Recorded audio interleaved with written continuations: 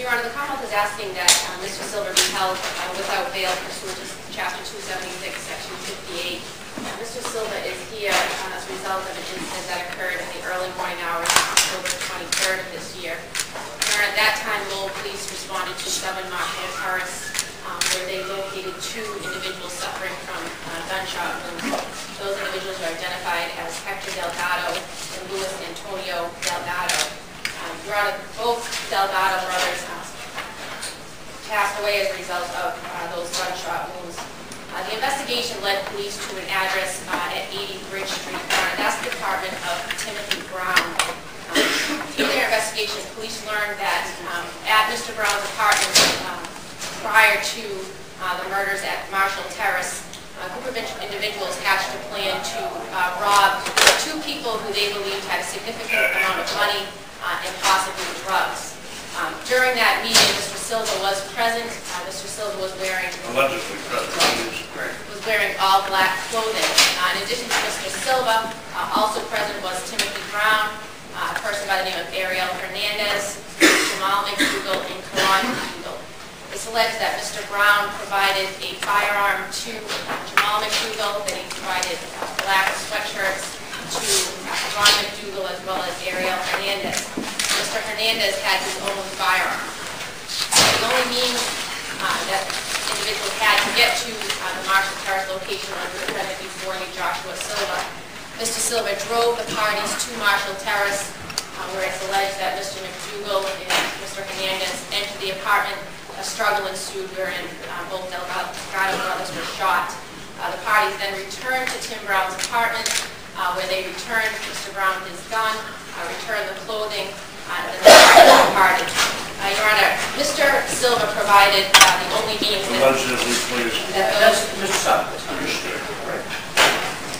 Your Honor, Mr. Silva provided, was present during the planning. He provided the only means that these individuals had to get from Bridge Street to Marshall Terrace to effect what they hoped to be a home invasion.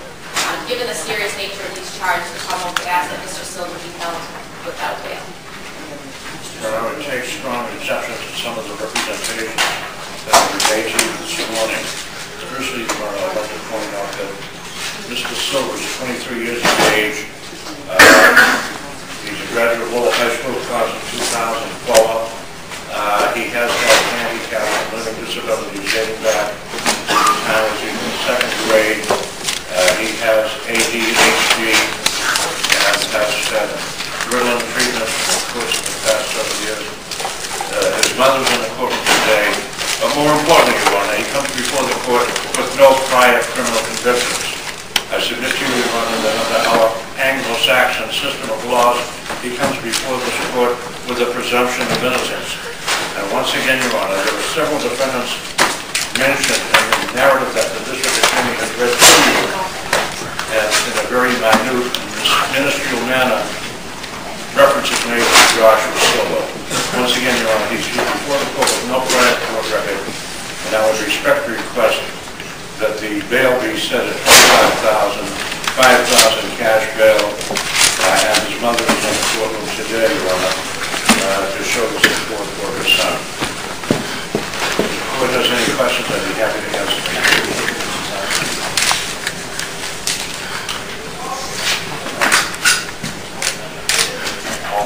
Given the nature of the offense and the consequences of the offense, holding without bail.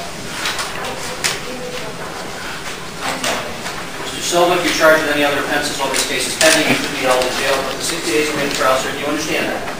Thank you. Call the cause, Mr. January 12, 2007. That's right.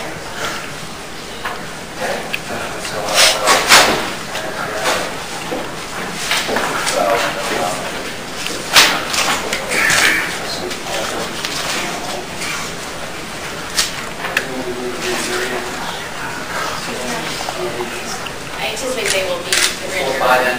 Will be finished on Monday. Will be finished. January 12th, we'll probably go. Fully fit without bail. January 12th, probable cause, fully fit without. Thank you, Your Honor. Thank you, Mr. Silva.